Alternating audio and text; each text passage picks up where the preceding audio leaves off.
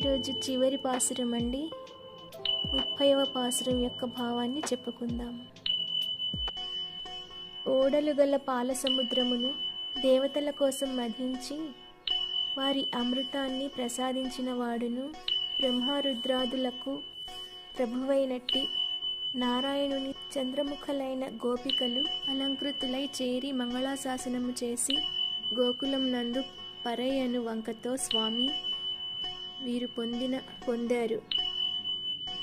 ఈ కైంకర్య విధమునంతను అలంకారమైన శ్రీ విల్లుపుత్తూరులో అవతరించినట్టియును, తామర పూసల మాలలను ధరించిన పేరియాళ్లార్ల విష్ణుచిత్తుల పుత్రికయైన గోదాదేవి ఆండాళ్ తల్లి సాయించింది.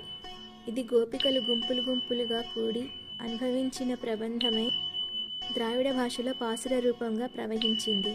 ఇదండి ఈరోజు పాసురం యొక్క భావము. ఈరోజుతో పాసురాలు సమాప్తము.